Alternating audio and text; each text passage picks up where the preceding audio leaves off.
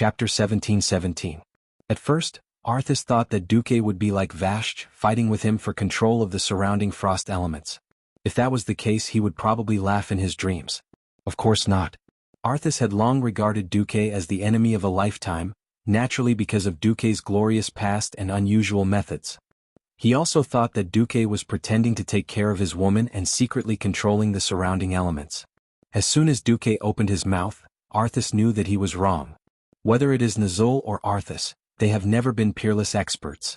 Not in the past, not now, and not in the future. If this was the end of the sentence, then it would only be a sentence without any real meaning. The second half of Duque's words caused Arthas' expression to change. Only a Lich King who endlessly absorbs power from his subordinates is a true peerless expert.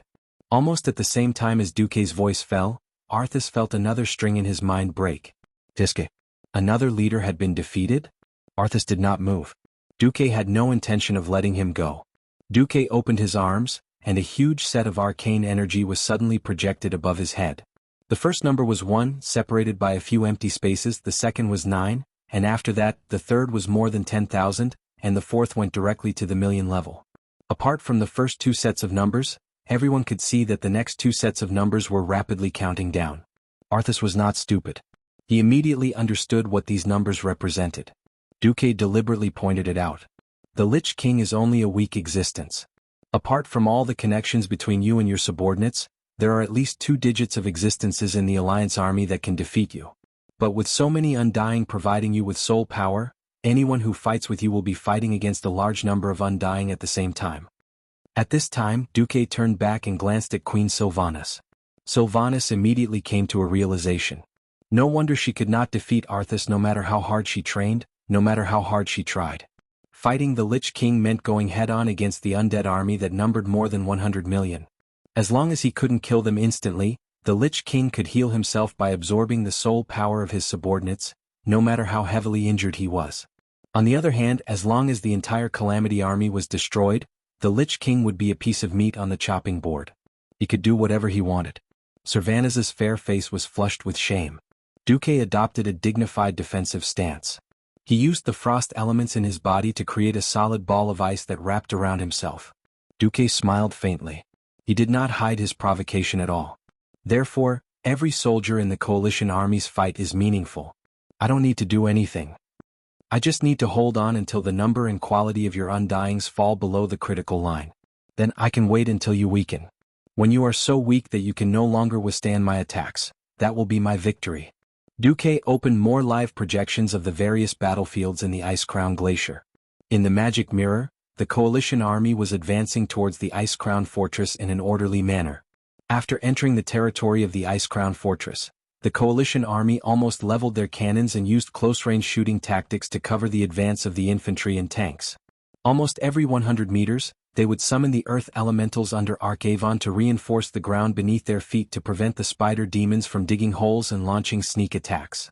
The logistics team first burned the corpses with flames and sprinkled Naru holy water on them, using a destructive method to cut off the Calamity army's escape route. They were also destroying Arthas' source of strength. Unless the Calamity army could obtain corpses faster than the speed at which they were destroyed, Arthas' strength would inevitably decline. What disgusted Arthas was that William seemed to have long known about this secret that only the Lich King knew. After they defeated Lord Malorgar, they directly took away the Shadow Frost fragment from its corpse. That was the mental energy node that he used to control the Calamity army's subordinates. His control over his subordinates was a typical root-like structure. As the branch leader, he controlled the branch leader, who then controlled the elite subordinates, and the elite subordinates who then controlled the low-level immortals. Now that William and the rest directly destroyed the branch, Arthas couldn't help but be angry for a while. The most abominable thing was Duque, who used the same powerful mental energy to disrupt Arthas' work of bypassing the destroyed leader and rebuilding the mental domination circuit. This series of actions seemed to have been premeditated by Duque. Actually, he had wronged Duque this time. Duque really didn't know that the Shadow Frost fragment was the key to Arthas' energy supply from the Calamity army. He told everyone to remember to collect this Shadow Frost fragment in advance because he knew that when all this Shadow Frost fragment was combined, it could form an awesome divine double-handed axe, the Shadow Sorrow, which was known to be able to slash anyone and anything it saw. Whether it was a misunderstanding or intentional, It was destined that after today, there would only be one of them left. Ah. Arthas laughed.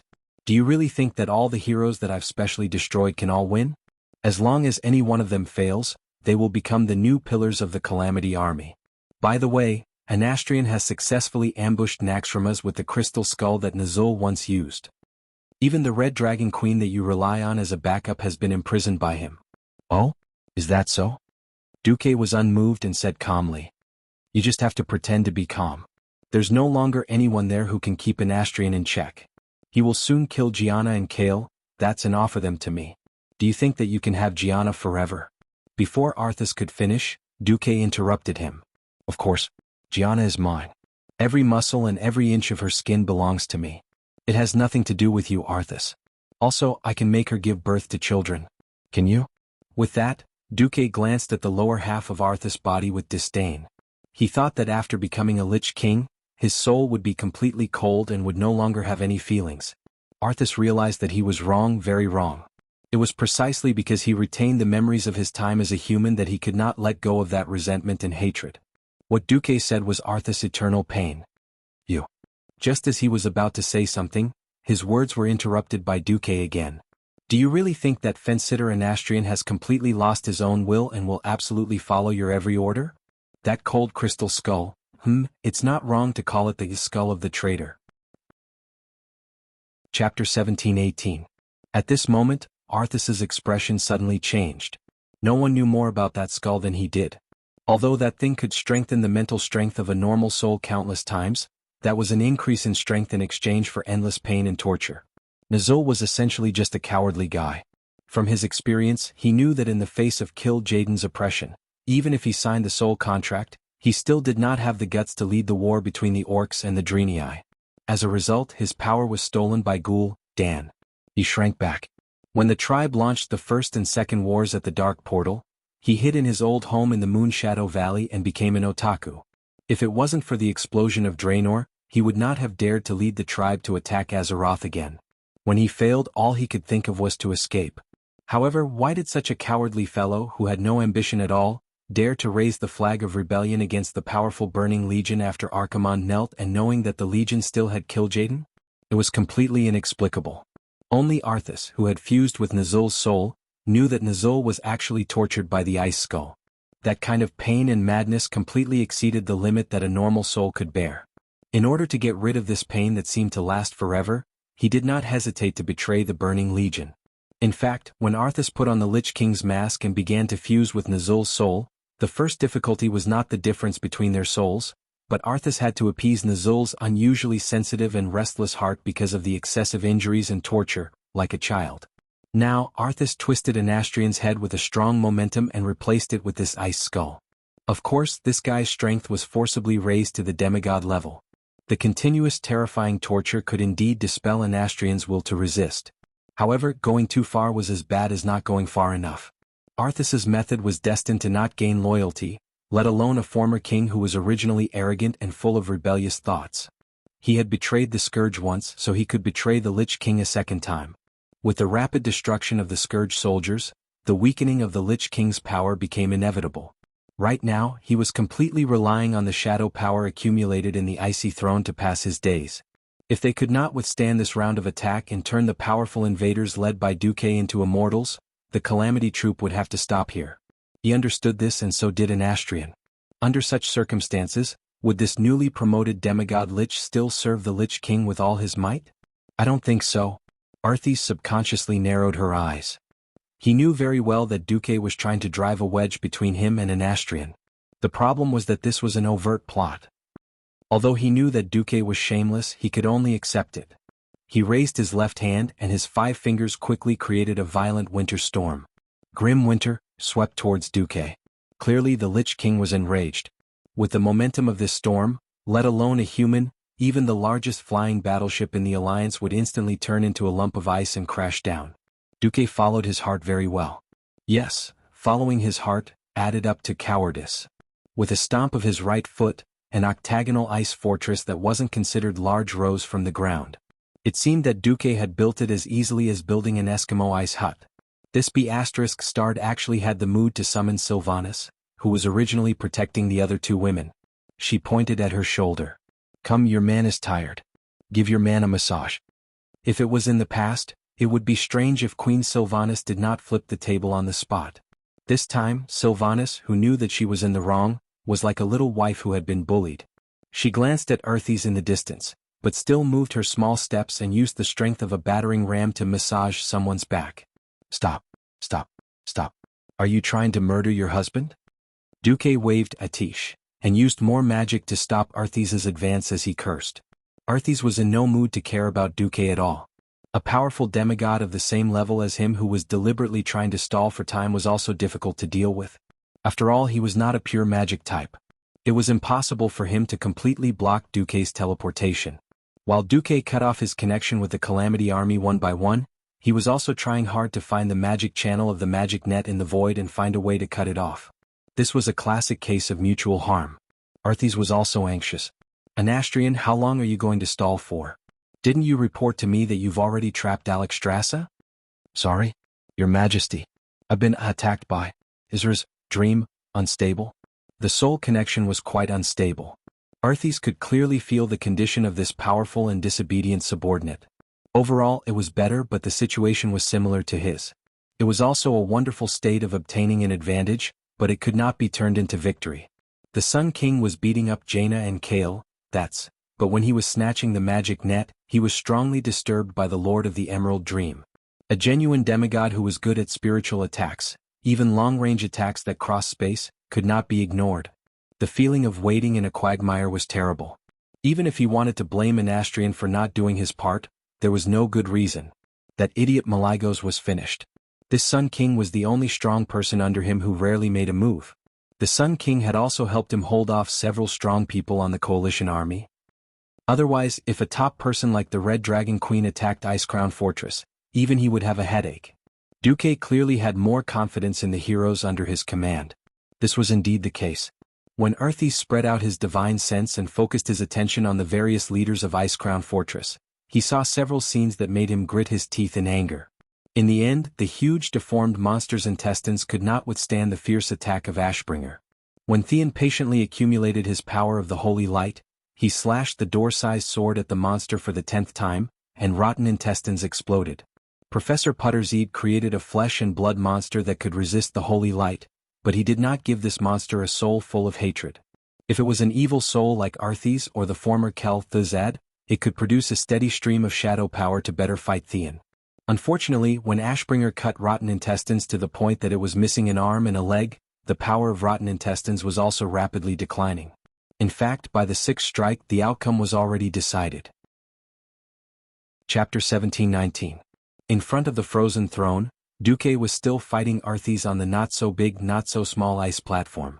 The injured Onyxia and Vashj had been sent by Duque to the place where he had just killed Malygos with teleportation. Duque had also solemnly warned the two of them not to touch Malygos' salted fish, corpse. A crazy dragon lich. The lingering sound of its soul might contain unknown destructive power. If you want to become a fool, go ahead and touch it, Duque said. Duque's warning made Onyxia's body tremble. It would probably be very difficult for this guy to regain his courage. Duque had beaten her down with one hand and subdued her with the other. It was hard to expect this guy to run out and take charge in the future. This was karma. Duque was very reassured by Vashj's words. With Queen Sylvie left, Duque had the capital to hold Arthas back. Mages had always been very awesome. The title of the World's Son was not something that could be obtained by playing around. Originally, Arthas could crush the 3 demigods with his elemental dominance and almost succeeded in killing 3 demigods. Unfortunately, it was not so easy to succeed against Duque. Knowing that his total magic power was far inferior to Arthas's, Duque did not want to waste magic power with the fool. After all, the magic net was like Wi-Fi. When the signal was bad, it would be stupid to compete with the other's wired network. Duque was just wasting time with the fool. One after another, ice prisms that did not belong to Arthas shot out from the ground to block his way. Arthas could use frost to pollute Duque's frost elements, but if he was slightly negligent, Duque would let Alonso's use divine power to purify the elements around him. As long as it was not poisonous, Duque was almost unafraid of the elements. Riding on the invincible Arthas, he was once again blocked by the iceberg summoned by Duque. When Frostmourne split the iceberg, Arthas could not help but curse, Are you so sure that those mortal heroes will win? Yeah. Duque shrugged as he cast the spell. I'm not bragging, but none of your subordinates can fight. His nonchalant and matter-of-fact disdain nearly caused Arthy's lungs to explode with rage. Seeing Arthy seething with anger, Sylvanas, who had been playing the role of support behind Duque, giggled. Duque turned his head and rolled his eyes. I suddenly realized that you're quite nasty as well. You actually built your own happiness on the enemy's pain. When Duque said this, Sylvanas was stunned. She didn't know how to respond. What was infuriating was that in the next second, Duque, that bastard, changed his expression as well. But that's what I like about you. Because I'm just this kind of guy. Back then, I snatched Jaina from Arthy's hands and I felt so good. Duque was pointing fingers at a deer and calling it a horse. It was clearly Jaina who threw herself at him, but he was afraid that Jaina would inherit the fate of being a loner who betrayed her father. She was going to hide on Mars, oh Delano. Now that he was talking nonsense, it became that he had taken the initiative to snatch Jaina's dream lover, and he was even showing off as if he had avoided sticking a flower on cow dung. If Arthy's were a ball, she would definitely explode in anger this time. Sylvanas, who was at the back, instinctively wanted to scold Duque, but she suddenly realized that Duque was helping her vent her anger. His words woke her up from her dreams. There were many ways to take revenge. Completely destroying the other party was certainly one way. But what about after revenge? Her eldest sister and third sister had advised her more than once that revenge wasn't urgent. Revenge would eventually be completed and life had to continue. She could take revenge and live happily. This was the greatest revenge for the enemy, and the best consolation for her dead compatriots. Sylvanas said, Duque, I promise you, as long as you destroy Arthy's, I will let go of my bigotry and hatred. These words seemed to be out of the blue, but they were exactly what Duque wanted to hear. That's more like it. Do you want me to cheat for you so that you can reach first? Surpass your eldest sister and third sister? Bastard. Destroy Arthas for me first. In the end, Arthas couldn't hold back the disdain that Duque and his wife had for him. Instead of pressing forward, he walked to the center of the void platform and raised Frostmourne high. Duque narrowed his eyes and said solemnly, Let's retreat to the edge of the floating ice area. Hearing Duque's words, Arthas hesitated for a moment, not knowing if he should use this move. That's right. Only by hiding in the floating ice area on the edge of the platform could he really avoid this killer move. As long as Duque dared to stay in the center, not to mention a demigod like Duque, even if Duque was a true god, he wouldn't be able to survive this move. However, before he made a move, Duque had already seen through everything. Gritting his teeth, Arthas finally stabbed Frostmourne into the center of the platform. Bam! A terrifying wave of ice that seemed to be able to freeze the whole world exploded in all directions with Arthas at the center. Standing in the floating ice area, Duque erected a triangular ice shield in front of him, allowing the ice wave that Arthas created to reach the sky and the ground. When the ice wave hit him, it split in two and swung to the left and right. Under the attack of this extremely cold wave, even though Sylvanas had a demigod body, she still felt the cold invading her body irresistibly. Unconsciously, she hugged Duque tightly. Duque frowned, not because of Queen Sylvanas, but because he could tell that the fool was going to go all out. Duque cursed inwardly, You bastards, hurry up and finish this. This was the disadvantage of playing in an away game. Unless Duque was willing to go all out and crash Naxxramas and the Dalajan into the Ice Crown Fortress together, Duque wouldn't be able to get the same amount of magic power and supplies as Arthas. In this world, the greatest thing was called reason. Using a fortress against a fortress or even a collision was not something that could be done casually. Duque had taken Naxxramas, and in order to win, Duque could barely do this. But the Dalajan couldn't. Although the Dalajan, which had 2,800 years of heritage, had been torn down by Archimonde once, Duque couldn't reasonably force the Dalajan to crash into the Ice Crown Fortress. Of course, Duque could use his demigod status to force it. Doing so would bury the seeds of conflict. If everyone didn't say it, they would definitely feel uncomfortable, and in turn it would affect the promotion of the magic net and even the cultivation of talents in the future. Naxxramas was similar. As the Alliance's only purely military aerial fortress, Duque still counted on it to resist the Burning Legion in the future. Chapter 1720. Naxxramas had already suffered enough damage from Frostmourne's wrath. If it collided with it again, this flying fortress that had yet to be repaired would definitely be destroyed. Thus, Duque finally decided to rely on the strength of the mortal heroes to invade the Ice Crown Fortress and cut off the Scourge Army's magic support for Arthas. It wouldn't be an exaggeration to say that Duque was dancing on the edge of a blade.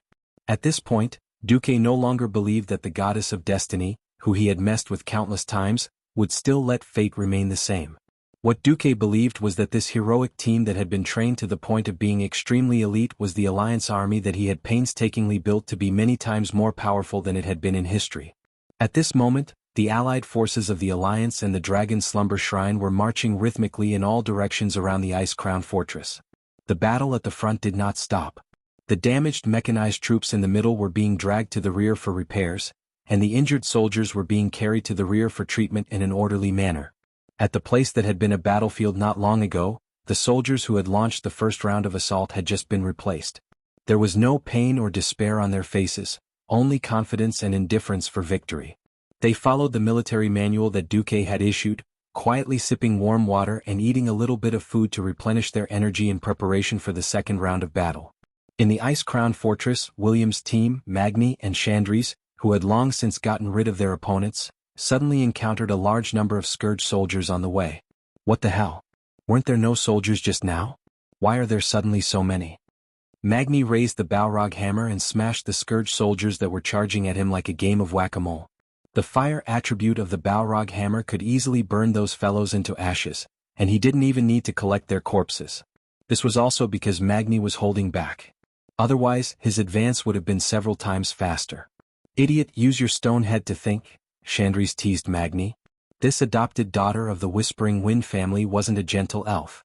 An elf that was too gentle wouldn't be able to be an independent general. Oh, what a coincidence, my ancestor was a stone. You said I have a stone brain. That's a compliment to dwarves. Magni was unmoved. He looked like an old man. Actually, she was older than him. Chandris rolled her eyes. Idiot. They probably didn't want to waste their military strength by not sending out small fries. After all, these fellows aren't even qualified to warm up for us. But now they're pushing out so many small fries. What do you think they're trying to do? TSK. It's just that those who can fight weren't able to hold us back. They're afraid that our hero group will join forces and form a snowball effect. The Dwarf King was never a fool, but he could be a little weird at times. Chandris's figure flashed by quickly. Her moonlight ray easily killed a dozen monsters. Indeed, as soon as they turned a corner, they discovered William and the other two. Great, Varian was the first to wave at them. Is Brawl okay? Magni saw Brawl clutching his abdomen as he followed behind with a pained expression. He didn't participate in the battle. I was heavily injured. I need time to recover. Brawl smiled bitterly. Magni and William looked at each other and made a decision immediately. Valera, follow me. We'll chase after them first, Magni said. General Feathermoon, sorry to trouble you. William stood at the side looking like he was waiting for them. For the sake of the overall situation, they had to gather their lost comrades as soon as possible. Magni and the Blood Elf thief Valera would be the first to attack. William wouldn't abandon his brothers, so he stayed behind to take care of Brawl Baremantle until Chandris finished healing him. Chandris had no reason to refuse, no matter if it was to save her comrades or to protect her comrades from the hero group. Furthermore, she was the only two priestesses of the moon goddess in the group. Just like how many people would be charmed by Tyrant, who was riding a white tiger and wielding a bow. Many people couldn't tell at first glance that Chandris was actually a priestess. Gentle white light shone from Chandris's slender fingers. The healing effect of the moon goddess' divine spell was far superior to that of a druid's spells. It easily healed and regenerated Brawl's organs. Just 3 minutes later, Brawl caught his breath and revealed a relieved expression. William, I'm fine now. You don't have to take care of me. As long as I don't actively participate in the battle, I should be able to recover to about 80% of my strength before the final battle. Chandris wiped the sweat from her forehead. Let's hurry over. I just received a message from that bastard Marcus. Even though he's fine, he hopes that we can hurry.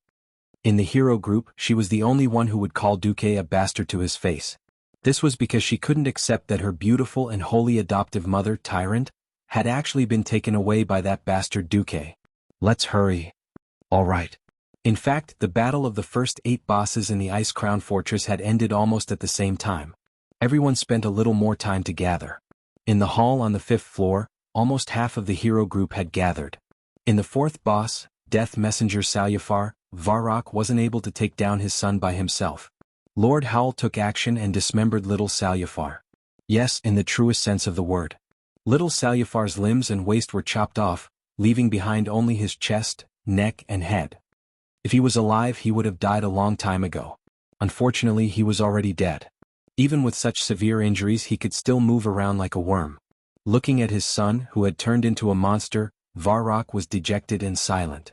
Only Grum kept comforting him, saying, "Just kill Arthas. Your son will at least come back." The other, heavily injured, Gavin Rad went to cut the rotten noodles while being chased by the ooze monsters. In the end, both his buttocks were bitten off. It looked very similar to the logo of a famous brand like Apple. In the end, Gavin Rad only managed to take down the rotten noodles with the help of Theon. However, when he shamelessly asked Chandri's for limb regeneration, he was sternly rejected. Strictly speaking, the combination of Alucia and Kalia was due to Kalia's milk, to Professor Putterseed. After wielding the divine weapon Valinor, Kalia's holy light power increased by more than 10 times.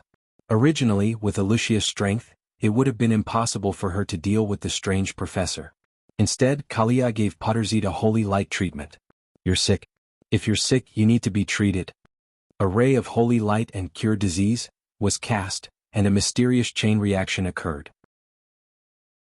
Chapter 17:21. The overly powerful holy light worked hard to remove the extremely strengthened aberrated cells in the professor's body. After these cells, which were created using the plague as a blueprint, were stimulated, they began to devour the professor's healthy living cells. What was the result? With a whoosh, the originally thin professor swelled up like a balloon. Ah! The professor became a howling beast, his cries echoing throughout the lab.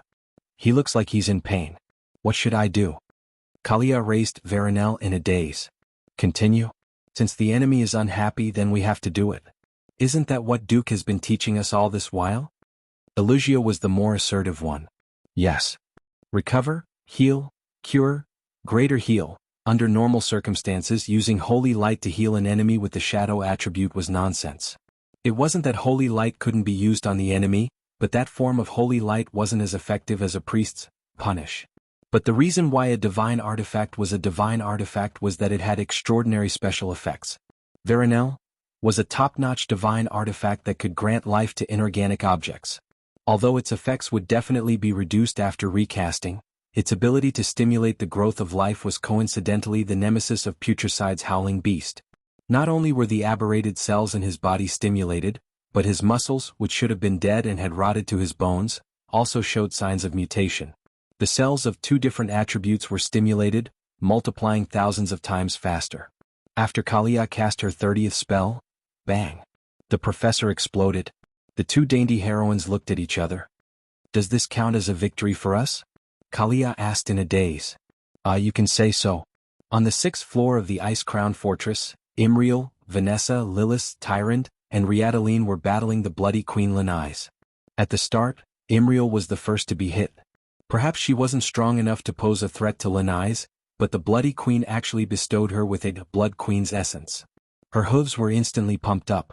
She swung her hammer like a windmill, hitting the bloody queen's head until it bled. Even so, Lanais was not annoyed. Instead, she looked at the hoof, liking it even more.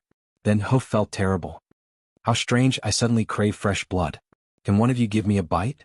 The hoof's words were naturally treated as a lunatic. Not only was no one willing to pay attention to her, but everyone subconsciously distanced themselves from her. In the end, a negative mind control effect called uncontrollable frenzy broke out. Originally, the hoof should have lost its mind and become brainless, allowing itself to be controlled by the Blood Queen. As the first disciple appointed by the Prophet Willan after his death, Imriel's willpower was rare in the world. His willpower was unparalleled when it came to protecting his clansmen against evil. As a hoof who had gone through countless hardships, he managed to forcefully break free from uncontrollable frenzy with his own willpower. When she recovered in the short span of a second, the Blood Queen was stunned and suffered a few more attacks for no reason. "Everyone be careful. She can turn people into vampires. If you don't drink blood, you'll be under her control. But if you drink blood, it seems that you'll pass on the vampire ability to the other party. She might bite someone else later." The hoof was unusually smart. Almost immediately, she revealed the truth of the matter. Turning the opponent into a vampire and having a mental breakdown if he didn't drink blood was the Blood Queen's core skill. If this skill was broken, how could she fight? Then the hoof's cleverness was ruined. Since Imriel isn't afraid of being controlled, why don't we all bite Imriel after we get hit? Vanessa immediately thought of a countermeasure. The Hoof's face fell and she trembled. No way. For victory. This is a must. Vanessa's expression was serious and brooked no refusal. Then, I've been hit, Imriel, Laedline shouted. Ah. This time it was her arm that was bitten. It's me this time. Hoof, come here, Vanessa shouted. Can I not come? No. A thief was resolute. This time, it was her shoulder that was bitten. In a tense situation, those who hadn't become vampires before would not have any experience. Most of them were ruthless. After a few rounds, the Hoof was traumatized by the bite. This fellow actually decisively changed into a more sturdy set of armor just before the battle. It was Tyron's turn. The Hoof shook her hand and shook her head. Although the chicken blood from the Blood Queen had greatly increased her attack power, it was still too painful to be bitten every time. This time, the Hoof decisively came to a conclusion. Your Excellency, Whisperwind can bite others. Isn't it better to increase everyone's attack power? No. Please forgive me for refusing. And you won't have anywhere else to bite. The Hoof wagged her tail proudly. In her glee, she forgot that her blue tail was only protected by two pitiful metal rings. The agile Tyron pounced forward and bit Adreniai's tail. No, it's too sensitive there, I will. Ah. It was a sorrowful cry mixed with a special meaning. Then, perhaps out of mischief, every heroine that was hit by the Blood Queen's essence chose to bite Imriel's tail when they had no choice but to bite someone.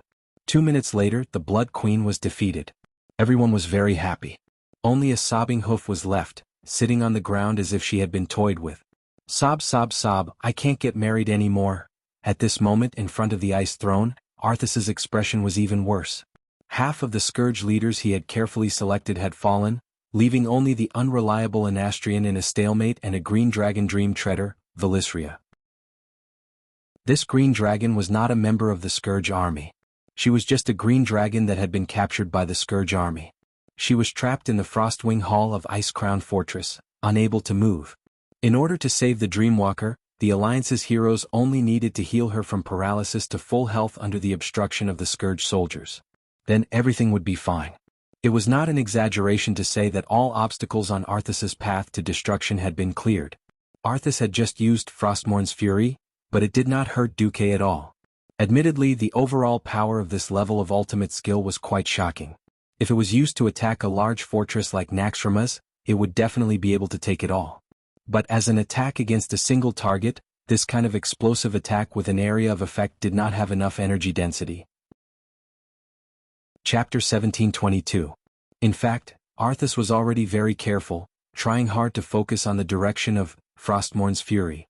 His helplessness lay in the fact that this move was formed by the negative energy generated by the anger and wails of billions of wronged souls. The anger of the souls was always varied, some high and some low. Even as a Lich King, it was difficult for him to perfectly integrate the negative energy generated by billions of wills. This made it exponentially more difficult to control this ultimate move. At most, he could decide the general direction of the pour, but he couldn't decide the energy density of this move. Duque, who had already studied and analyzed this move thoroughly, seized the opportunity. He first used True Mirror Image to trick Arthas into attacking the south, and then he shamelessly used Atish as support to forcibly teleport Queen Sylvanas to the north. Because it was a full-range attack, Duque still had to take some of the power of the fury of the wronged souls. But compared to taking it all in from the front, the pressure that Duque, who was on his back, was on the same level as an itch. Queen Sylvanas lay on Duque's back and giggled, which was rare.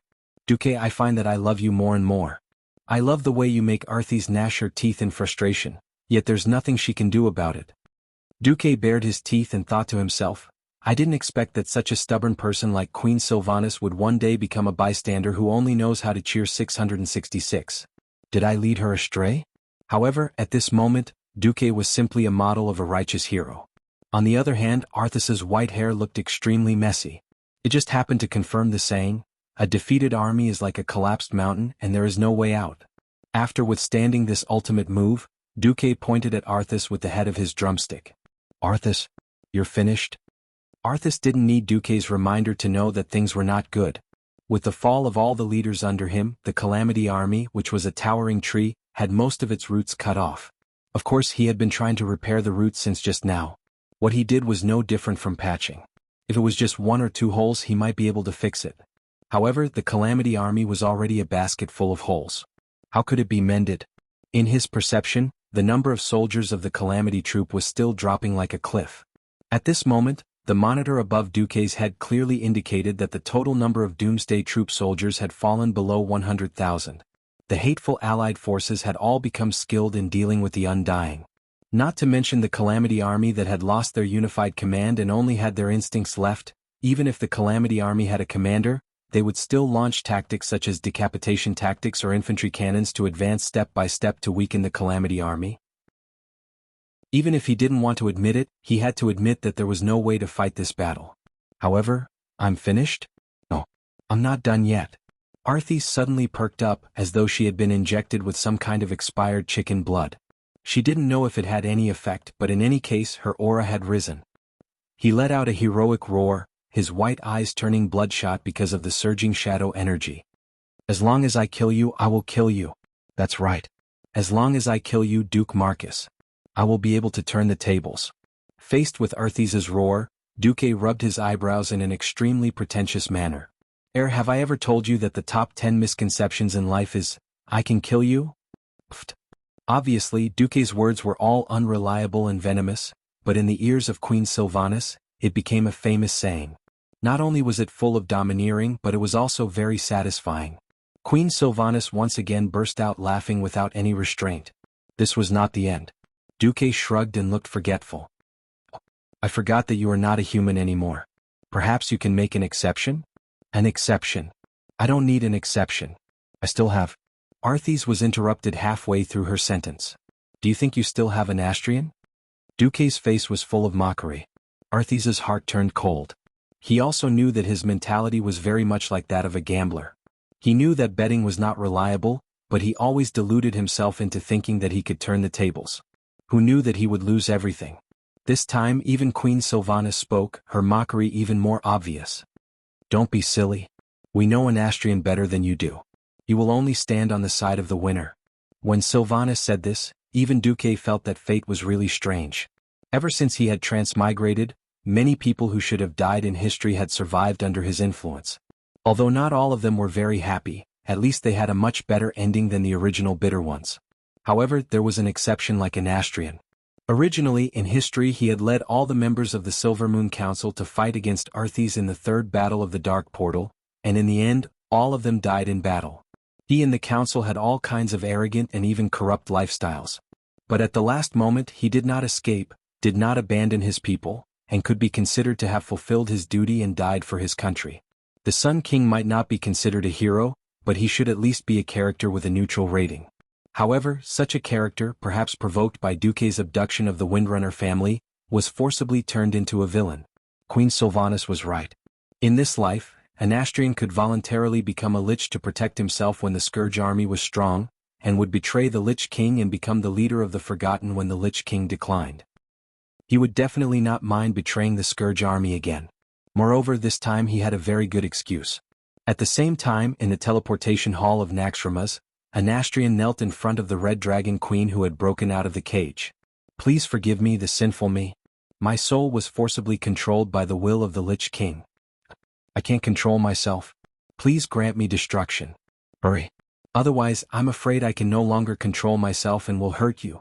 The Alliance is the best ally of the Horde. Jaina's eyes were full of contempt. She did not believe a word of the Sun King's words. Beside her, Kale, that was silent, but his tightly clenched fists betrayed the excitement and anger in his heart. Kale, that was never a fool, and he instantly understood why. Because of this he felt even more humiliated. Again. If Jaina was in charge at this moment and she had the ability, she would definitely destroy the Sun King on the spot. Unfortunately, the person in charge here was Alexstrasza, one of the most important existences in the Alliance army. And in terms of alignment, she was definitely in the good lawful alignment. Chapter 1723. As the head of the dragon aspects that guarded planet Azeroth, Alexstrasza was particular about rules and responsibilities. Even though her expression was not much better, she still chose to accept an Astrian's surrender. It's always a good thing that you can control yourself and wake up again. But to prevent you from causing damage, I'll lock you up before I defeat the Lich King. Sinner Anastrian Sunstrider, no objections. The Sun King bowed his unusually eye-catching ice crystal head deeply. With a thought from the Red Dragon Queen, dozens of green vines grew out of the void and bound the Sun King tightly like shackles. On the other side, a small teleportation door suddenly opened in the void, and a green dragon scale flew out, landed on his forehead and stuck to it. That was Izra's dragon scale to suppress his mental strength that was likely to go berserk. Leave him to me for the time being. Izra's soft female voice came from the void. Okay. The Red Dragon Queen decided. Just as the Sun King was about to be dragged into the prison of the Emerald Dream, the Sun King was shocked to find that his son had walked in front of him. He raised his head in a daze. From his son's fiery red boots, to the familiar gold-lined red robe, and then to the familiar yet unfamiliar face, the Sun King suddenly trembled. Even Jaina looked at Kale, that's curiously. Kale, that's who was usually gentle and elegant, roared angrily, Anastrian, you are the common shame of the High Elves and the Blood Elves. You are also my shame. You don't deserve the great surname, Sunstrider. Now, in the name of the current head of the Sunstrider family, I announce that you have been stripped of the title, Sunstrider. Are you convinced? This scene made Jaina so happy that she was dancing and applauding. Relief. Too much relief. Anyone with a brain would know that Anastrian had once again become an opportunist. If the Scourge leader in the Ice Crown Fortress were to kill the members of the Alliance hero group, it would snowball. No matter what, this guy would kill Jaina, Kale, That's and the others using more heads as a gift to the Lich King. It was a pity that the Alliance hero squad was too strong. Not only had none of them died in battle, but they had even managed to annihilate almost all of Arthesa's subordinates. After failing to steal the weave, Anastrian pretended to be entangled by Izra and surrendered when the opportunity presented itself. He was shameless, but Kale, that wasn't polite either. If it had been any other time, Anastrian could have pretended to be the leader of the tribe and ignored Kale, that's.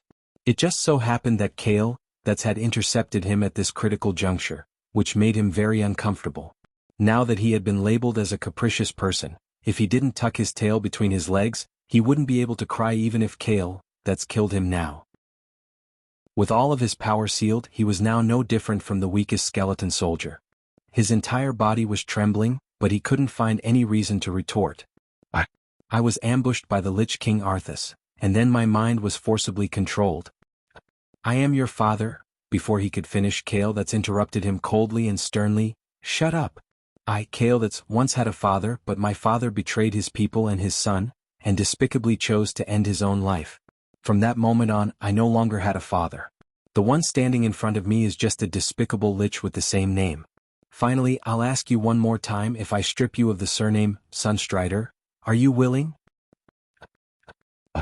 Anastrian said the word, I, 3 times in a row, but he couldn't continue. The surname Sunstrider was too important.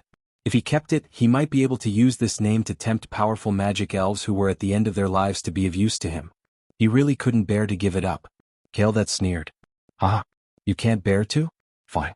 Then, in the name of the patriarch of the Sunstrider family, I'll grant you, an existence who has insulted the name of the Sunstrider, complete destruction.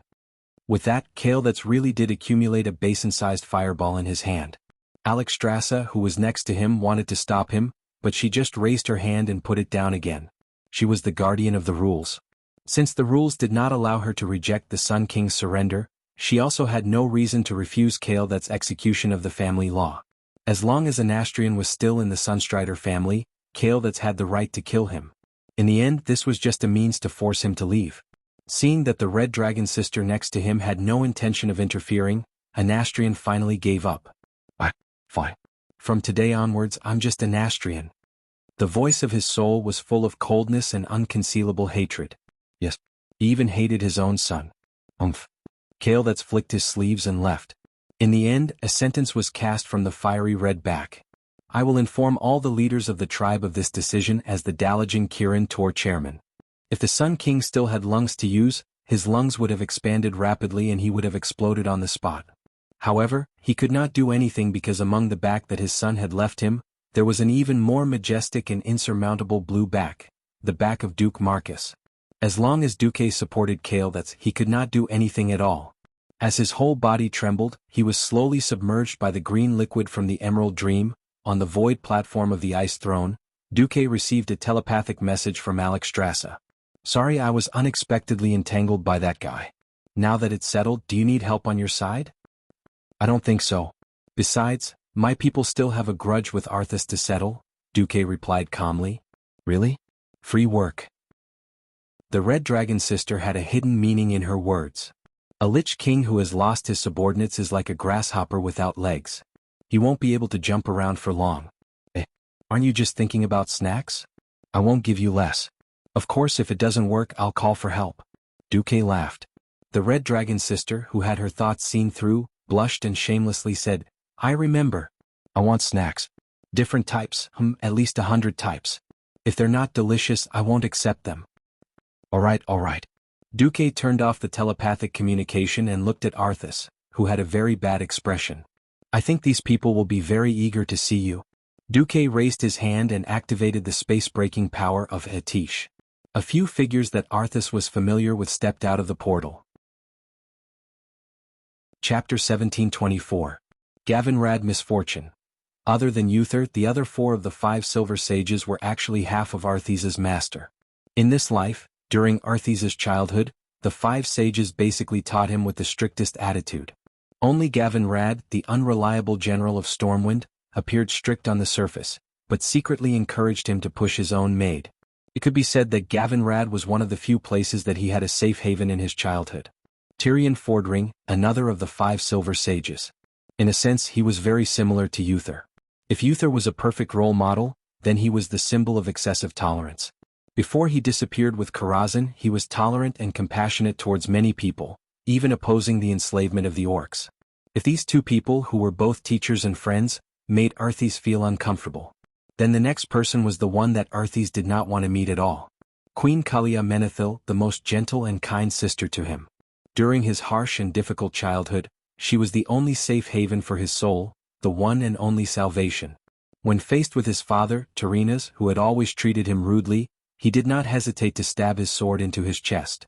If it was Kalia standing in front of him at that time, not to mention hesitating, he was afraid that he would have knelt on the spot and begged for his sister's forgiveness. After all, the other reason he hated his father in this life was because his father forced his sister to die. Who knew that his sister did not die? In order to escape his father's persecution, she faked her death with Duque's help and ran around the world. When he killed his father and master, his sister suddenly came out and announced that his self-proclaimed title of king was invalid, and she became the Queen of Lordaeron. This result at least made him lose half of the reason he had to kill his father. Everything he did after that was more like a mistake on top of a mistake, and he had no choice but to go all the way. Now that he saw his sister, Arthas felt very conflicted. I should have sent people to capture her, and then let you kill her yourself. The one who spoke was the other me in Arthas' soul.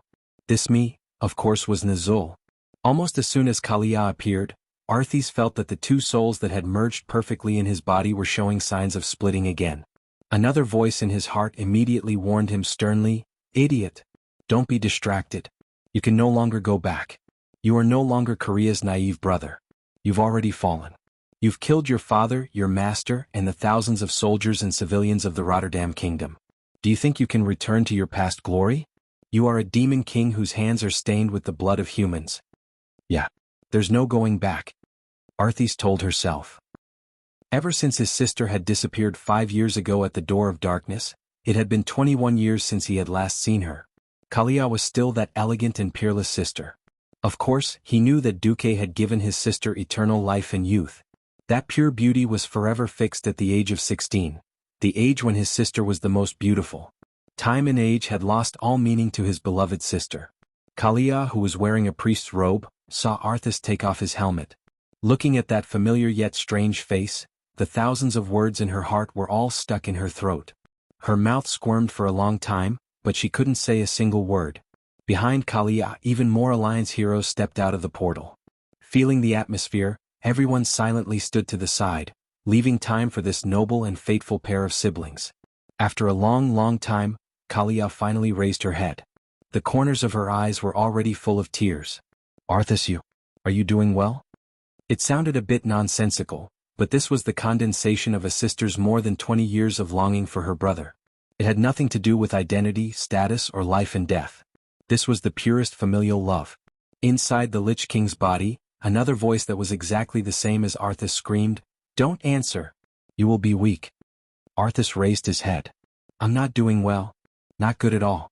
And I think today is the day of my destruction. In just 3 short sentences he expressed his sorrow. He poured out the entanglement, depression, and pain of a lost soul. In his body, the voice had already begun to change. It was no longer like Arthas. It began to change back to Nizul's voice. It's over. Everything is over. Arthas, you idiot. Idiot? Maybe. If I wasn't so stupid, I might have been able to see through Nizul's plot. Perhaps I wouldn't have fallen. Perhaps today I would be standing in front of you with a glorious identity and crusade against the Lich King Nizul. Arthas said this openly. In the ears of the Alliance's powerhouses, it was a bit confusing. But he was confessing, and also saying it for Nizul to hear. From the beginning to the end, his fall was not voluntary. He fell into the trap set by Nizul and Kel, Thuzad. That was why he fell step by step. At this moment, Arthas seemed to see a paladin in golden armor standing beside his sister. The paladin was young and handsome. He had the same charming blonde hair as his sister, and a handsome face that was popular with thousands of girls. He was the glory of Lordaeron, the future of his motherland. Idiot. You think too much. If you don't kill Tarinas, you will never be able to see the light of day. The soul that had begun to split into Nizul sharply mocked Arthas' soul. This time, even the Alliance's heroes heard the strange voice that floated out from the Lich King's body. Tyrion and Gavin Rad, the 2 old men who had been active on the battlefield since World War II, recognized it immediately. Nizul's voice. Yes, that's right. Everyone was shocked. On the other side, Arthas did not feel anything from Nizul's words. Is that so? Maybe. Kalia moved. Unknowingly, tears had already flowed down her beautiful face like a broken dam. She slowly walked to Duke's side and nestled against Duke's chest. Arthas, it's not too late. The Alliance has now accepted the Death Knights. Not long ago, Darian Mograine and his Black Blade Knights were officially recognized as legal in the Alliance. You can. Kalia turned her head and looked at Duke. Duke, if Arthas surrenders, can you pardon him? Kalia's words caused a commotion among the Alliance's leaders. Pardon? What kind of joke was that? During the 15 years of the Dark Portal, the Scourge army had ravaged the entire Lordaeron continent, sweeping through many kingdoms including Lordaeron, Kuel Salis, Stromgard, and many others. They had killed so many kings, slaughtered millions of civilians, and dug up the ancestral graves of countless families. If Arthas, the main culprit, could be forgiven, then. Chapter 1725. Without waiting for Duke to reply, Arthas suddenly shouted, Enough! Are you kidding me? I am the Lich King Arthas.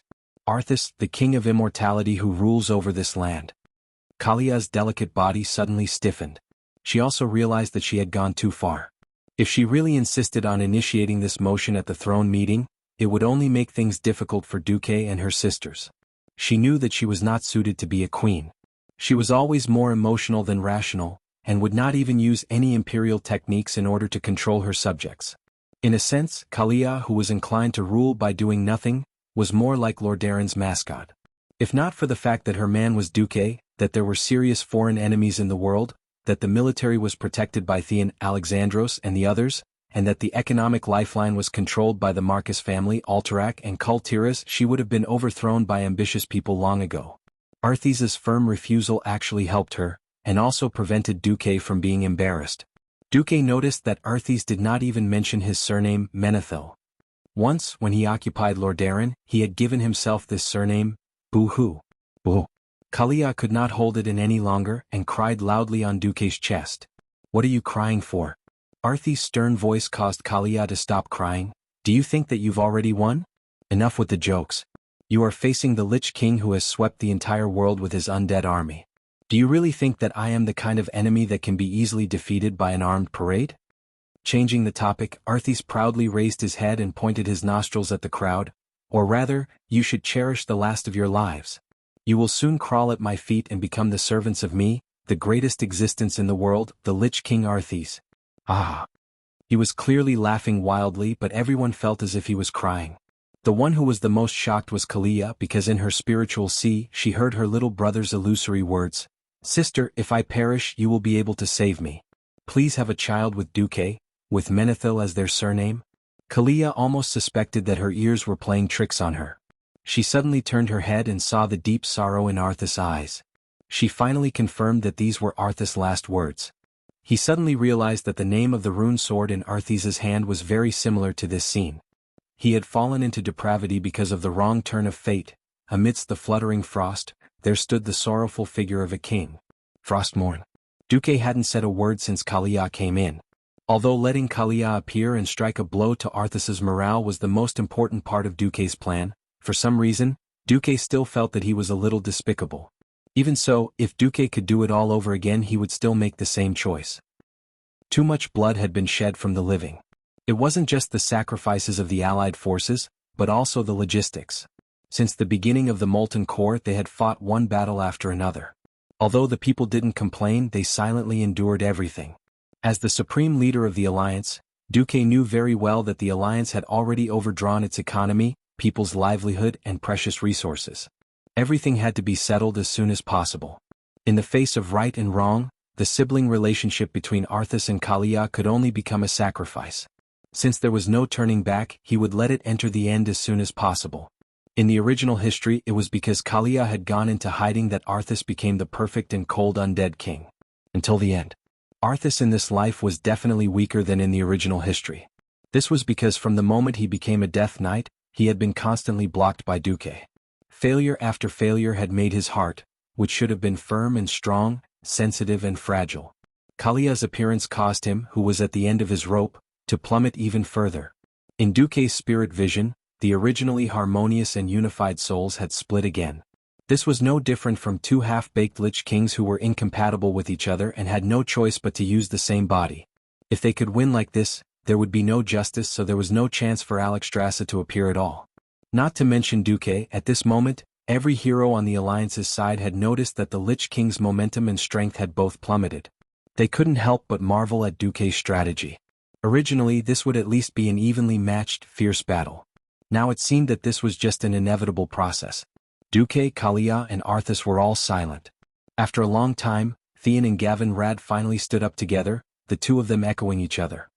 His Majesty Menethil? Commander Marcus? Arthas? Do you have anything else to say?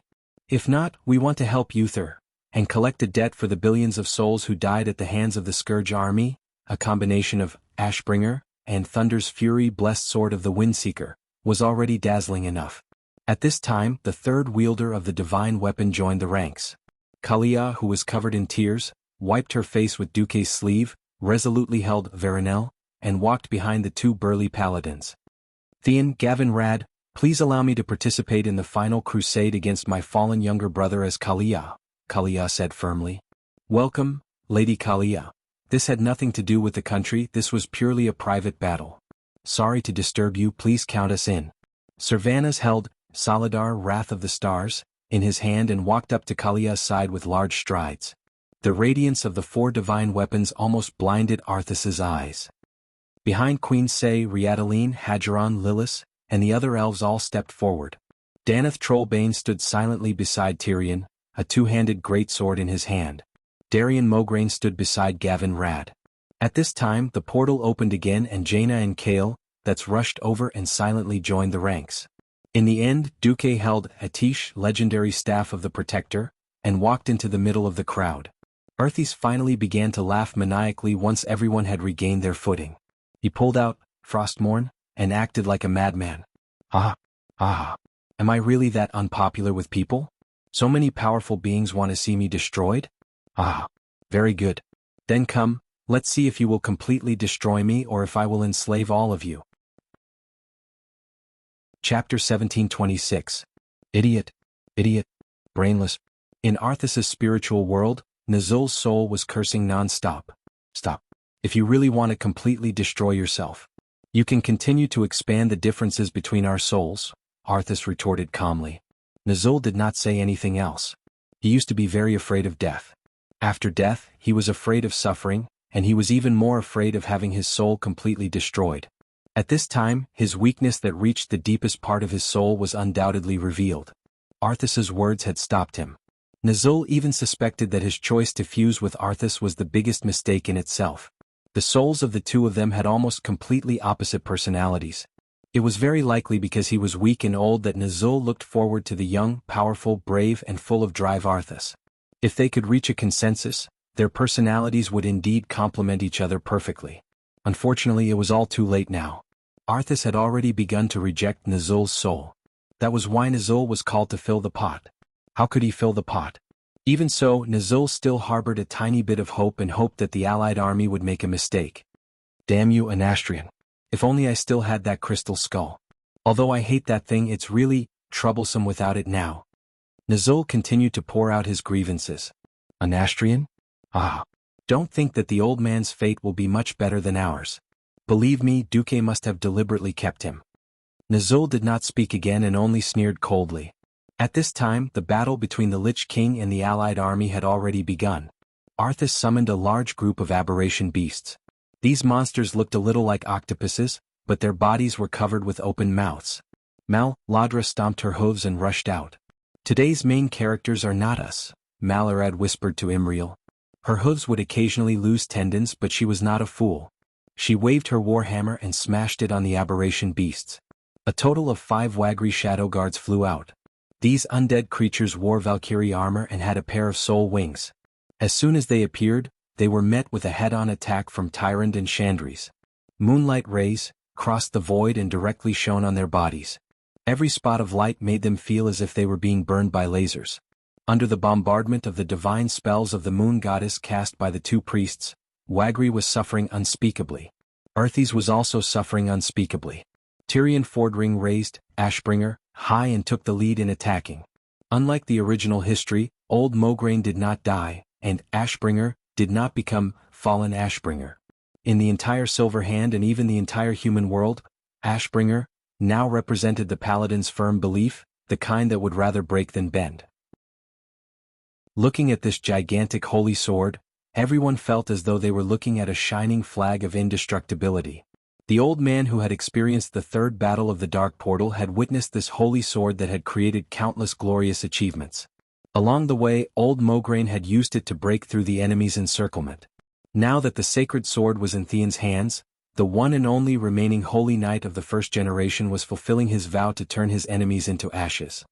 He continued to fight bloody battles, embarking on the same glorious path as his former master. It represented humanity's most beautiful soul and praised the greatness and holiness of the holy light. The sacred sword's enemy was only evil. Evil was not eliminated, so the sacred sword had never been sheathed. If it was one-on-one, Arthas had 1,000 ways to kill Theon. With Gavin Rad, who was wielding the wind sword, Arthas felt a little strained. With Servanas and a large group of people coming in for the kill, Arthas was really a little flustered. Just like the Calamity Army, they always liked to win with numbers. This time, it was the human-led hero group's turn to abuse him, and they also won with numbers. There seemed to be a lot of bright lights in the deep void around them. From afar it was very beautiful. A huge invisible hand was controlling them. It was like a brush in the long river of history, drawing a road that no one had ever seen before. Without this hand, it was likely that the world would become a dead world with only the undead. However, it was this hand that forced a civilization that should have fallen into darkness from the deep and boundless abyss, turning the world around and returning to the right path. Duque did not attack. For Arthas, he was more terrifying than any attacker. Under his spell, the void platform of the ice throne seemed to become a painting that shone with a mottled and mysterious light.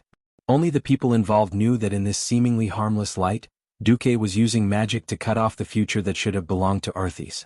One by one, Duque silently cut off the energy connection between Arthas and the remaining Calamity Army. With Arthas's meticulousness, he definitely would not pile all the undead in the Ice-Crown Glacier. Only the main force of the Calamity Army was here.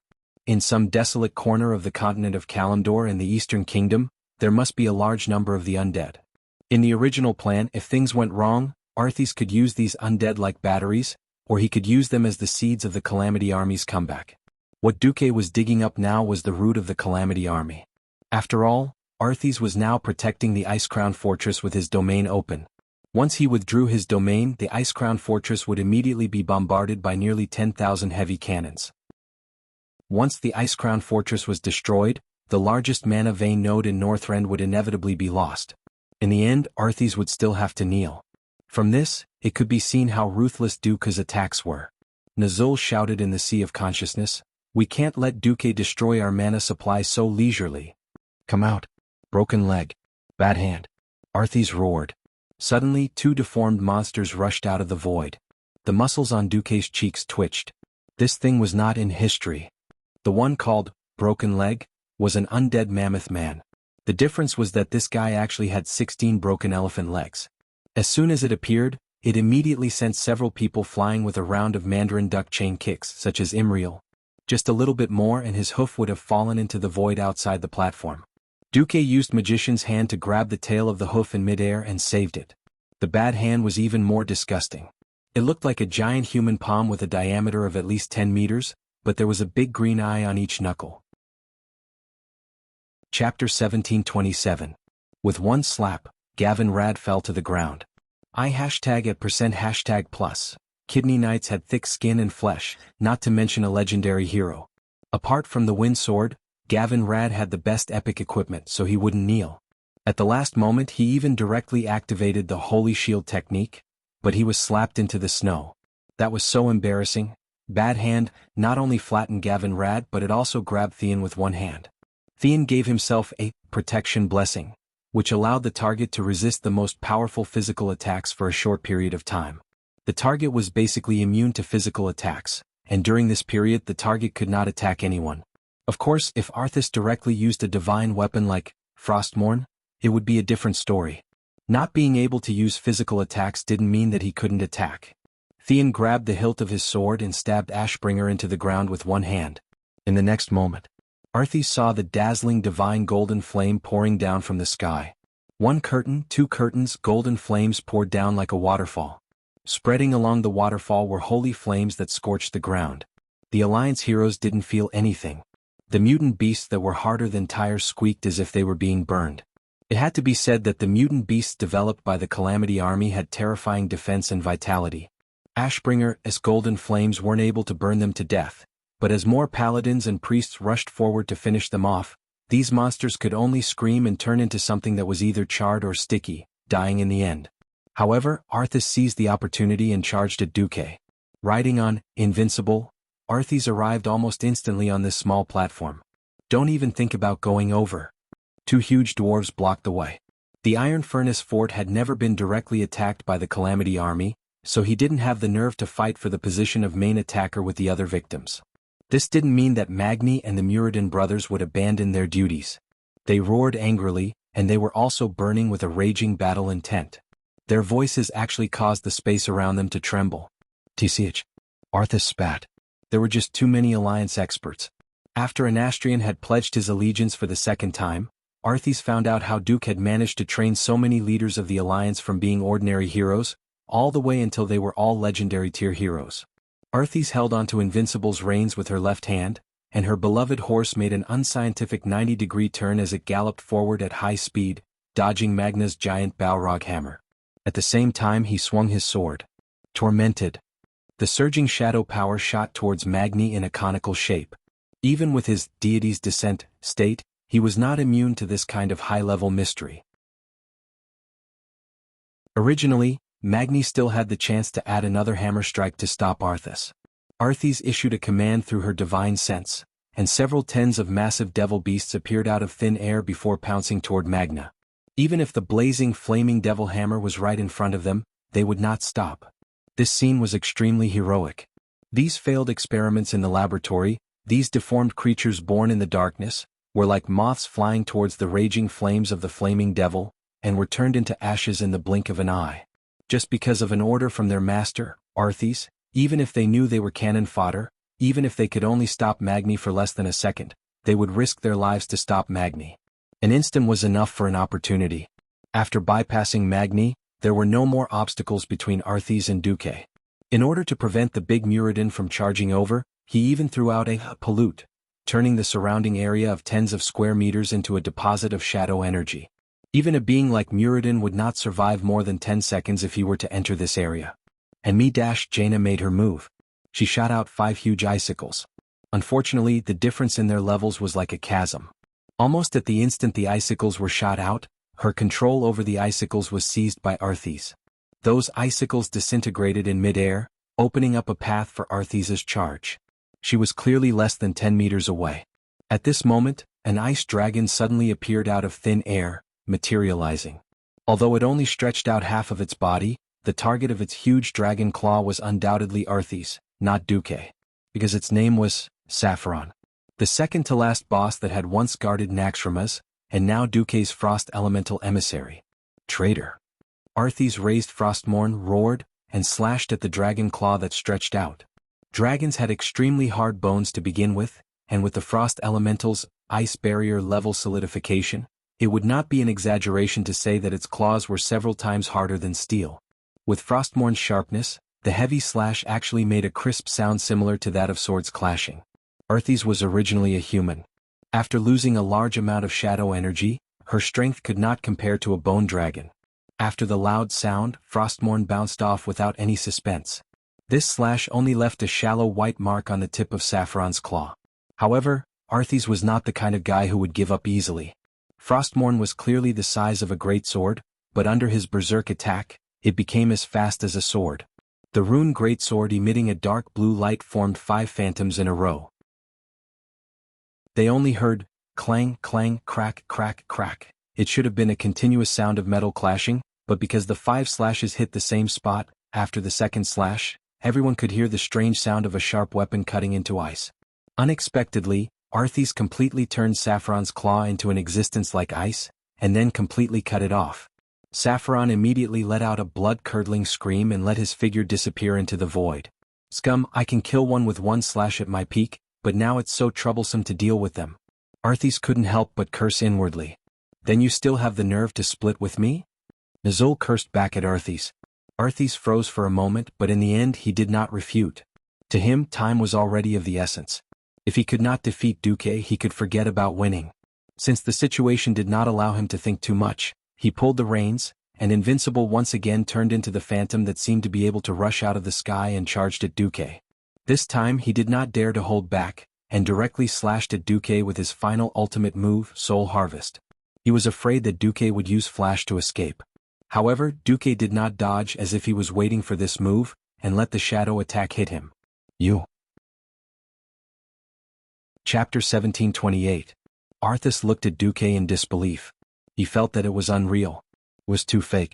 A magic demigod, and one who was proficient in spatial abilities, was determined to escape. Unless there was a very tight trap, there was almost no chance of catching him.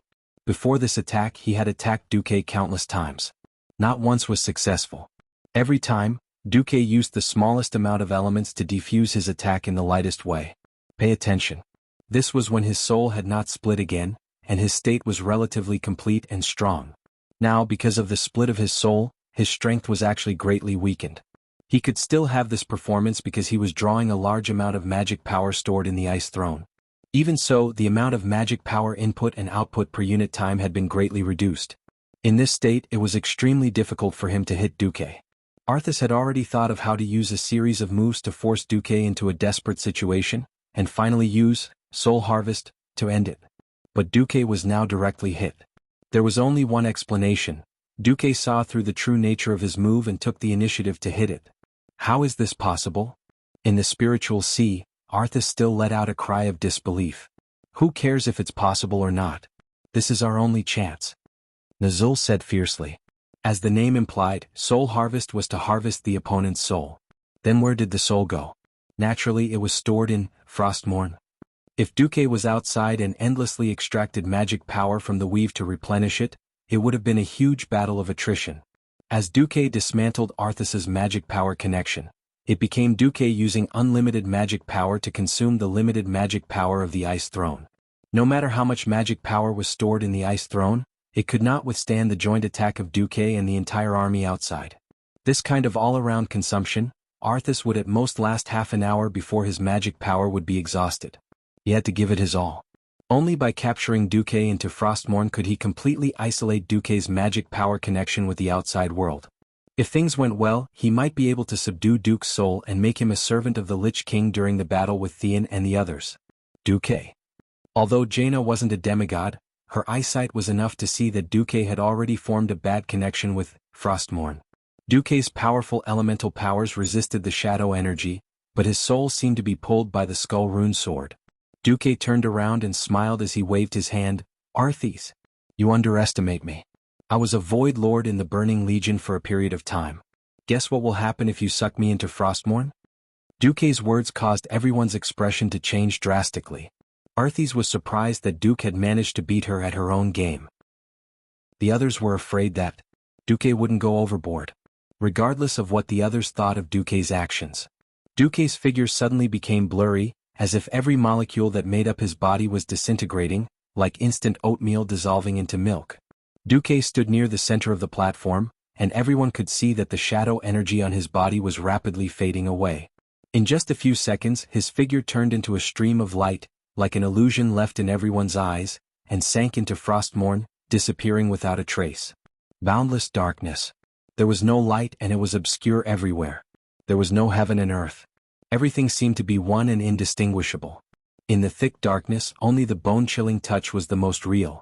Nothing from the outside world was able to penetrate the surrounding environment in the slightest. There was no light in the darkness. For a moment, Duke almost wondered if he had come at the wrong time. But he believed in the system elf, because the retina showed that Arthas's HP had indeed reached the final stage. Duke narrowed his eyes. Suddenly, there seemed to be a flash of light in the darkness far away. Even an epic-ranked ranger with amazing eyesight would not be able to see through the thick fog. Duke saw it. With a thought, the arcane hand that he condensed with arcane elements pounced forward and tore the opening in that direction even wider. Cutting off the connection with the magic net and the elemental realm, Duke was using the elements and magic power that had accumulated in his demigod body. The darkness was surging. The world in Frostmourne seemed to be trying to stop Duke from exploring the secrets inside. Unfortunately, Duke was faster. Following the coordinates locked by the system elf, an arcane missile was launched like a light cannon. Suddenly, the dark fog seemed to be torn open, and a fierce battle unfolded in Duke's vision. It wasn't a scene that could be captured with normal vision. It was a battle of souls against souls. In his green spirit vision, there was only a highly concentrated beam of spiritual light shooting down from what was theoretically a dome, shining on a seemingly illusory magic array platform. In the middle of the magic circle, there were several incomplete humanoid spirits lying on the ground. In their broken limbs, something similar to fire was burning. The burning produced wisps of smoke-like things that slowly rose and drifted to the high altitude, where they were absorbed by the highly concentrated spiritual light. When each wisp of smoke gathered into the stream of spiritual light, it would form a strange symbol. Seeing this, Duke naturally thought of the evil sacrificial rituals that the Burning Legion fanatics used to summon demons. The only thing that surprised Duke was the two people fighting in the magic array. As a transmigrator, of course, Duke knew that the soul of King Tyrrhenas, who had been stabbed to death by Arthas, would attack at this moment. Originally, the soul guard of Frostmourne was supposed to be fighting with Tyrrhenas. But when Duke glanced at the so-called soul guard, his eyelids twitched in fear. What the hell is a soul guard? Zul, what the hell are you doing here? Duke didn't realize at this moment that it was because he attacked Arthas through Kalia that Arthas's originally perfectly fused soul split again. In the end, this was still his fault. Duke only knew that he was no match for Nizul. Perhaps in the outside world, he could defeat 100 Nizul without panting. But not here. In Frostmourne, there was a unique law that even the system elf couldn't immediately analyze. Here, at least at this moment, Duke couldn't deal with Nizul. Duke Marcus, I finally found you. When Nizul saw Duke, he immediately chased after him with his buttocks trembling. Chapter 1729. Duke was speechless. He ran away without saying a word. With a wave of his left and right hands, the surrounding shadow energy enveloped his figure. In the next moment, Duke turned himself into a shadow priest and used the ultimate skill, Dissipate. When Duque temporarily broke down his body into shadow energy form, it was Nizul's turn to be speechless. If it weren't for the consecutive battles between Northrend and Duque, Nizul's understanding of Duque would still be stuck at more than 20 years ago. Even when Anastrian joined the Scourge army for the second time, he only got superficial information. The Sun King had no way of knowing that Duque had been seriously injured when he stabbed Archimonde to death. Instead, he had developed the strange subprofession of Shadow Priest. It was even more impossible for him to know that Duque had been the Burning Legion's Void Lord. After Grom had reported to Thrall, Thrall hadn't informed Anastrian about it. The difference in information caused Nizul to be caught off guard. Duque escaped in a somewhat awkward manner. But it was just a little awkward. As time passed, the system elf's analysis became more detailed. Duque thought to himself, well, this is the shadow energy storage place for Frostmourne. There's nothing to see there. Since it was the Lich King's private property, the shadow energy inside must have been marked by the Lich King. It was not impossible for Duque to seize it, but it would take a lot of time and effort, and it would also alarm Nazul. Then, the place where the souls are imprisoned should be here. Duque the Great Thief first found the place where ordinary souls were imprisoned. Looking at the huge messy cage below that imprisoned thousands of souls, Duque did not even want to look at it, even though it was very likely that any random soul fragment inside could contact a Scourge army commander in the outside world. Duque continued to move forward and came to a more secluded place.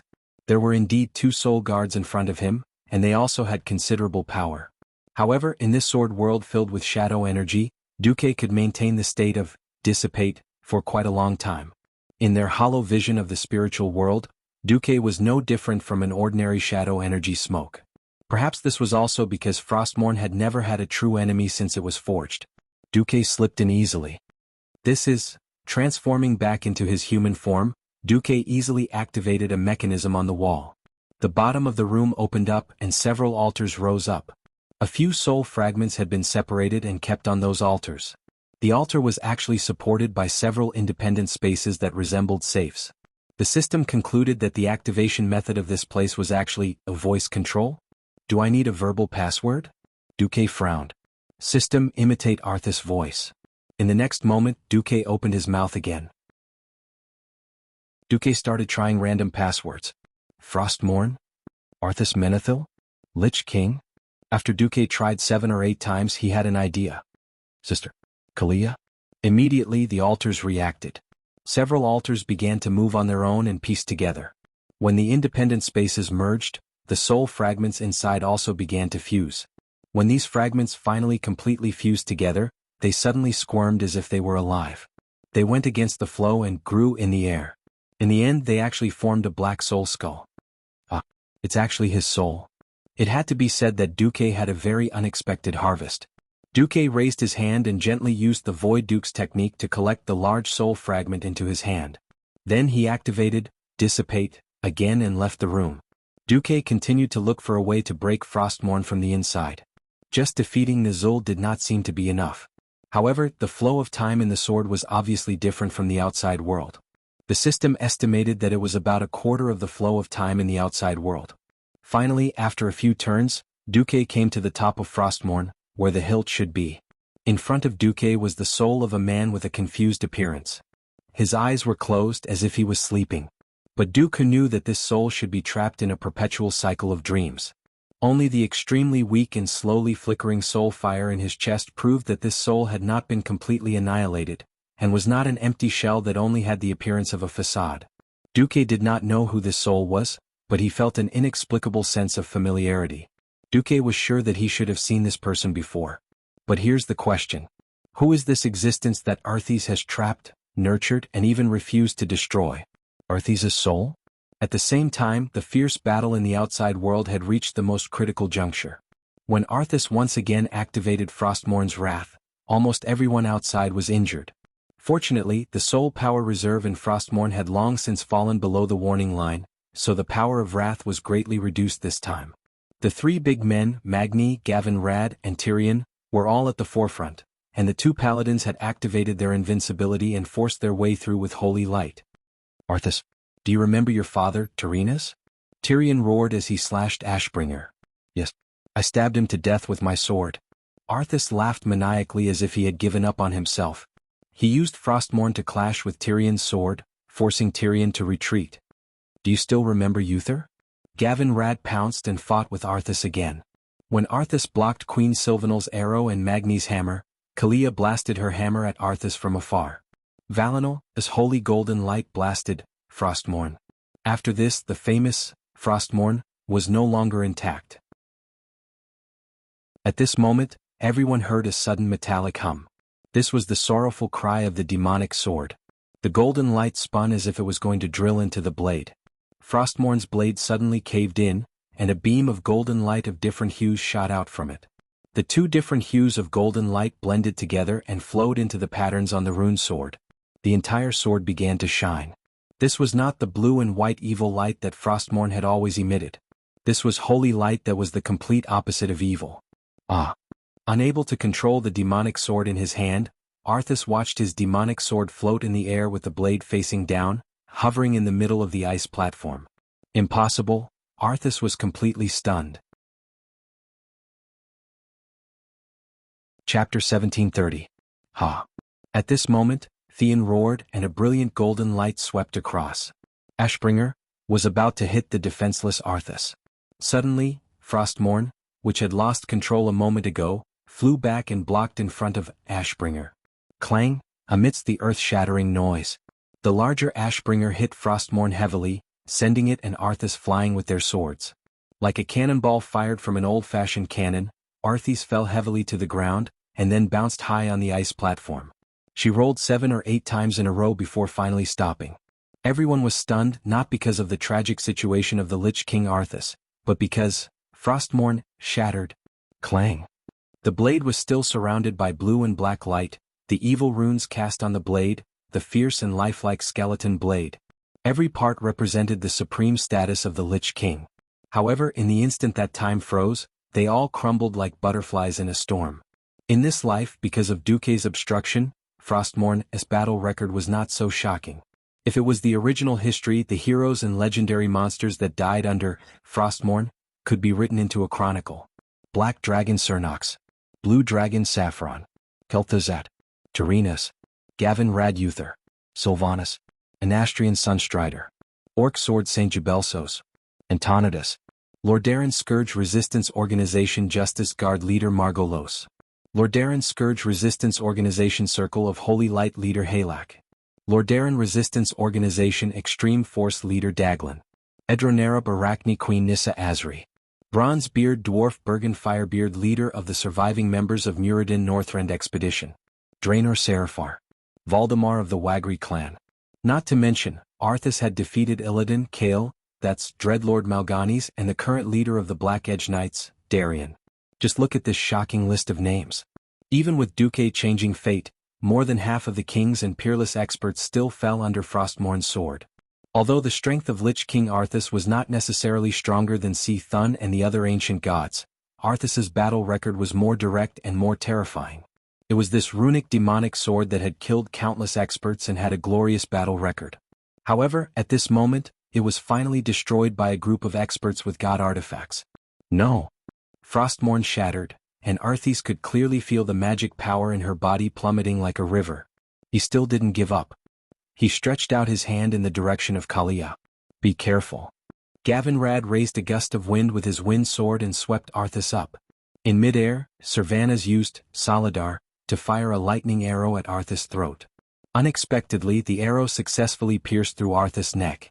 No one would lower their guard against a king who stood at the pinnacle of the undying realm. Both Tyrion and Magni arrived. Firelord's hand smashed into the back of Arthas' black armor. The dark black armor of the Lich King began to disintegrate with the shoulder blade as the center. Ahead, Tyrion's Ashbringer had indeed struck Arthas' left shoulder, and a huge wound extended from the left shoulder through the chest all the way to the lower right side of the abdomen. Holy golden light then violently invaded the Lich King's body. Just as Tyrion was about to kill and cut off Arthas' head on the ground, he suddenly found that the holy hammer of Valinor had unknowingly appeared in front of him. The current queen of Lordaeron, Kalia, Arthas' sister, gently raised her hand and said 2 words, "Enough." "Oh, that be careful." Tyrion was very worried. Because he was so nervous he even stuttered. "It's over." An old voice that was strangely familiar to many people came from the void. In the next instant, 2 illusory figures, 1 silver and 1 gold, rose from the magic sword shards. Seeing the appearance of these 2 specters, almost everyone subconsciously stopped. No way. Gavinrad's mouth was as wide as it could be, so wide that a big apple could be stuffed in. Impossible. Tyrion, who had always been strong-willed and would not easily back down at any time, could not believe his eyes at all. The figure with the illusory golden crown had long white hair, and he wore a white robe with complicated patterns, showing the dignity of the owner of the robe when he was alive. The other figure was wearing a golden helmet and golden armor, which was typical of the standard armor of the Silver Hand Knights 10 years ago. Their identities were naturally the former king of Lordaeron, Tyrrhenas, and the head of the 5 Silver Saints, Uther.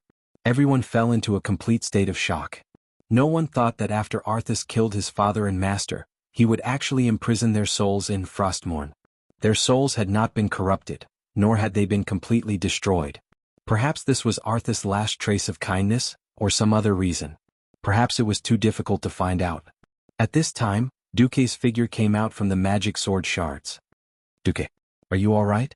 Jaina and the other girls asked frantically. Duque shook his head. "I'm fine." Next, it's the Menethil royal family's matter.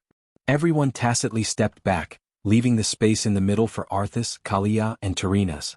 The dark energy in Arthas's body had already receded like the tide. Without the support of the dark energy, all of Arthas's organs were rapidly deteriorating. Arthas seemed to want to struggle, but in the end he could not even move his waist. He had already lost the feeling of his lower body, and could only raise his hands in the air in a somewhat ridiculous manner, as if he was trying to grab something. A gentle and slender hand held his right hand, while a spiritual hand held his other hand. Arthas asked in a trembling voice, "Father, sister, everything is over?"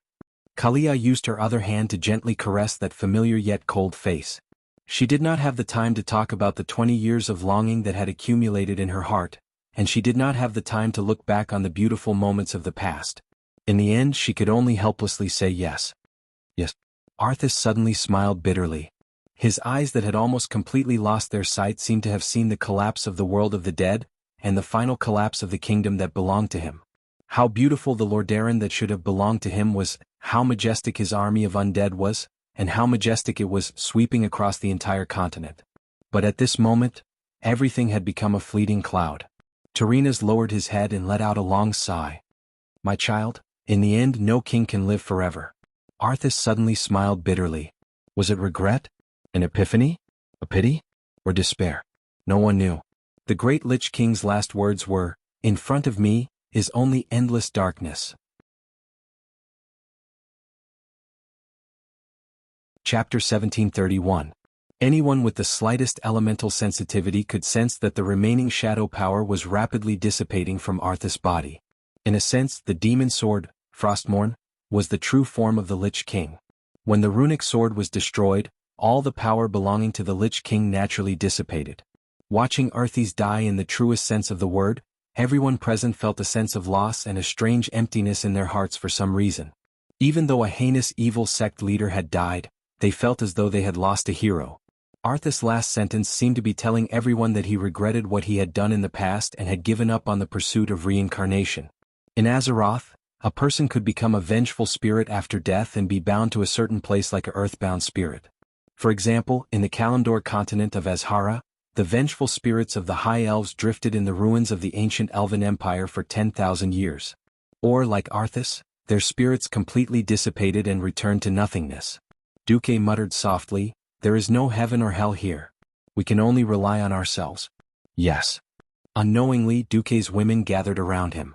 Not only Elucia, Jaina, and Tyrant, but even Sylvanas, who had become more independent after becoming the Blood Elf Queen, came over and gently tugged on Duque's sleeve. A cold whistling sound came from the sky. No one noticed that with the destruction of Arthas' soul, the Ice Throne had once again become a part of the Ice Crown Fortress and was no longer a floating platform in the void. The domain around the Ice Crown Fortress had been removed. Faced with the fortress suddenly exposed within the range of the cannons, Bulang almost wanted to order the entire army to open fire on the spot. "Everyone don't open fire. The Lich King Arthas has been defeated by the Alliance of Heroes. I repeat." Duque's voice was transmitted through all the communication networks of the Alliance. "Long live. We've won." "Oh, wait a minute. Why are those damned bones still attacking us?" Discordant voices suddenly came from the communication networks. The ownerless undead that had been blindly wandering around the Ice Crown Fortress suddenly seemed to have entered a berserk state as they attacked the allied army crazily. If that was all, it would have been fine. What was even more terrifying was that even the skeletons of the Calamity soldiers that had been destroyed once on the ground began to assemble themselves again, turning into various deformed skeletal demons that attacked the coalition army. This time the allied forces were really caught off guard. Fortunately, they had received strict training. For example, if the rear was ambushed, They should form a small defensive formation on the spot to cover each other and ensure that the team remained intact. If there was a problem with the Ice Crown Glacier, it was still within the realm of possibility. What made Duque and the leaders of the Alliance change their expressions was the report of an attack on their homeland in the Magic Communication Channel. Report. This was Eagle Nest Mountain. Damn it. So many troll skeleton soldiers. Heavens, those bones are attacking all living things including wildhammer dwarves and living trolls. This is the Holy Light Chapel. We were ambushed. Those damned bones are actually hiding at the bottom of the lake. This is the Satin Farm in the Western Wilderness, damn it. I saw Joshua's grandfather who had been dead for 30 years. Damn it. He's too strong. Are these elite skeletons? Every leader of the Alliance looked at each other. Although it was Kel Thuzad who controlled the flying fortress Naxxramas to wreak havoc in the Eastern Kingdom during the Third Battle of the Dark Portal, no one knew that the Calamity Army had so many backup plans. Magni said to Duque anxiously, "We need to go back and take charge of the situation immediately. No. We have more important things to do." At this time, Tarina's soul, who had been kneeling beside Arthas, slowly stood up. "I have been trapped in Frostmourne for more than 10 years. In these days, I know more about the dark side of this world than any of you." This? Magni was speechless. Everyone looked at the former leader of the Alliance. Tarina shook his head. "This world has changed. Under the efforts of the two Lich Kings, the boundary between life and death has become very blurred. This is because the Lich King secretly changed part of the world's laws when the world's will was asleep." Everyone sucked in a breath of cold air at the same time. Who would have thought that Earthies would actually do such a thing during the 10 years that she had been asleep? The Calamity Army has become a synonym for all the dead in the world. Without Master's command, the endless Calamity Army will only become more and more of a threat to this world. We cannot stop controlling it. There must always be a Lich King. After Tarina's finished, the entire Alliance hero group almost went berserk. What? Damn it. We launched this great expedition, sacrificed so many people, and wasted so many resources, not to kill a Lich King so that the next Lich King can come to power and kill us. While everyone was arguing, Tarina's reached out his hand and pointed at Darien Mograine. "Since Death Knights can join the righteous side, why can't we allow a Lich King who believes in the Holy Light and is willing to fight for the righteous cause of Azeroth?" Tarina's words made sense and no one could refute him. "You mean?" Imriel tried to ask. "If there is a strong man with a strong body that can withstand a large amount of shadow energy, and a strong will that will not be corrupted by the grievances of billions of undead, he will become the new Lich King. One day he will be the greatest help to the Alliance," Tarina said with certainty. Everyone was silent. First, the strongest body was enough to eliminate everyone who had not reached legendary hero level. Then, there was the condition of having a strong will. In fact, the candidates had already been decided: Duque and Tyrion. Gavin Rad should have been able to do it, but ever since he became a paladin who trained in lightning, his direction of development was a little off. Duque had endured the most terrifying shadow corruption, and he became the world's first shadow priest. But obviously Duque was not suitable. Not only was he the supreme commander of the Alliance, but he was also the man of several queens, who could bear the thought of their own man becoming the king of the undead. Without the slightest hesitation, Theon stepped out of the ranks. He held Ashbringer in one hand and said loudly, "It seems that I am the only one who can bear this heavy burden. No one else can." Chapter 1732. Before Tyrion Fordring could finish, Uther suddenly interrupted him. "Tyrion, you hold a cruel fate in your hands, brother. But it doesn't just belong to you." "Wait, you don't have a body?" Gavin Rad was a little confused. Uther smiled and shook his head. Tarina's raised his scepter, and suddenly a mysterious sarcophagus broke out from under the ice platform. Uther's golden soul slowly stepped into the sarcophagus. When the sarcophagus opened again, what appeared in front of everyone was a Death Knight named Uther the Lightbringer. The other two, who were once part of the 5 Silver Saints, could not believe their eyes. They all clenched their fists. Tarina sighed. After Arthas killed Uther, he moved his body here. That child always wanted his teacher to become a Death Knight, because that way he could have one of the few Death Knights in the world that could rival him. He tortured Uther and tried to persuade him, but Uther never agreed. Uther laughed at himself, his face deathly pale. "Ha! This is my first time being a Death Knight. But I just destroyed Nazul's soul, and from his soul fragments I got some Death Knight skills. Maybe I'll be a very good Death Knight." This kind of joke, which was so cold that it made people despair, naturally did not attract any laughter. Uther also gave up. He pointed at the symbol of the Lich King, the crown of ice that Arthas had always worn. Do it, Tyrion. You and these brave heroes have your own destiny to fulfill. Leave this final sacrifice to me. In any case, I was already a dead man 11 years ago. Wuther's heroic voice resounded through the world. The wind was howling. Everyone's heart gradually lost its temperature due to the pain of the ice and snow of Northrend. Uther strode in front of Duque. Duque, thank you for releasing my soul, and thank you for all you've done for the Alliance all these years. I had failed in raising Arthas. Now I'm just shouldering my responsibility. Don't be sad for me, don't be sad for me. This is nothing but the self-redemption of a lost and suffering soul. Duque's mouth squirmed for a long time, but he couldn't say anything in the end. This was 2F** cat up. He had deliberately hidden Bolvar Fortijin.